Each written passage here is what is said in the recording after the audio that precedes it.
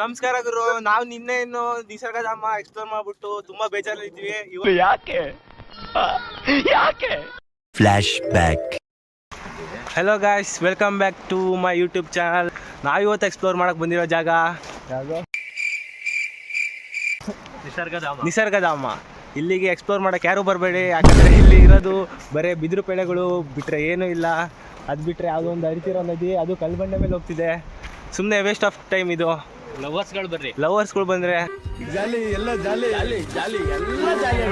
ಇವತ್ತು ಅದಕ್ಕೋಸ್ಕರನೇ ವಿಸಿಟ್ ಮಾಡಕ್ ಬಂದಿರೋ ಪ್ಲೇಸು ಮಂದಲ್ಪಟ್ಟಿ. ಆದ್ರೂ ನಾವು ಇದಕ್ಕೆ ಎಕ್ಸ್ಪ್ಲೋರ್ ಮಾಡಕ್ ಬರೋಕ್ಕೂ ಮುಂಚೆ ತುಂಬಾ ಬಾರ್ಗೇನಿಂಗ್ ಮಾಡಿದ್ವಿ ಜೀಪ್ನವ್ರ ಜೊತೆ. ಹಂಗೂ ಹಿಂಗೂ ಮಾಡ್ಬಿಟ್ಟು 400 ರೂಪಾಯಿ ಮಾಡ್ಕೊಂಡು ಇಲ್ಲಿ ಬರ್ತಾ ಇದೀವಿ.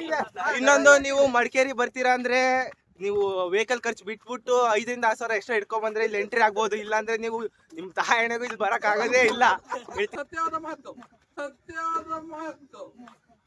ಅವ್ರು ಯಾರೋ ನಮ್ಮ ಸಂಘದ ಕಾರ್ಯಕರ್ತನೇ ಇರಬೇಕು. ಮುಗಿಲ್ಪೇಟೆ ನಂತರ ಜೀಪ್ನವ್ರು ಹೇಳಿದ್ರು ಇಲ್ಲೇ ಕೋಟೆ ಅಬ್ಬೆ ಫಾಲ್ಸ್ ಅಂತ ಒಂದು ಮಿನಿ ಫಾಲ್ಸ್ ಇದೆ, ಅಲ್ಲಿ ಕರ್ಕೊಂಡು ಹೋಗ್ತೀವಿ ಅಂತ.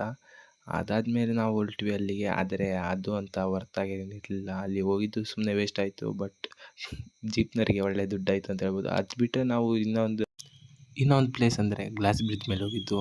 ಚೆನ್ನಾಗಿತ್ತು ಅದು ಎಕ್ಸ್ಪೀರಿಯೆನ್ಸ್. ಆ್ಯಂಡ್ ಮೋರೋವರ್ ಏನು ಹೇಳ್ಬೇಕಂದ್ರೆ, ಕರ್ನಾಟಕದಲ್ಲಿ ಈ ರೀತಿಯೂ ಒಂದು ಗ್ಲಾಸ್ ಬ್ರಿಡ್ಜ್ ಇದೆ ನಮ್ಮ ಮಡಿಕೇರಿ ಕಾಸ್ಟ್ಲಿ ಅಂತ ಹೇಳಿದ್ವಿ ಅಲ್ಲ ಮುಂಚೆ. ಅದು ಏನಂದರೆ ಮಿಡಲ್ ಕ್ಲಾಸ್ನವ್ರಿಗೆ ಎಷ್ಟೇ ಕಾಸ್ಟ್ಲಿ ಅನ್ಸೋದು, ಮಿಕ್ತವ್ರಿಗೆಲ್ಲ ಅದೇನಂತ ಕಾಸ್ಟ್ಲಿ ಅನ್ಸಲ್ಲ.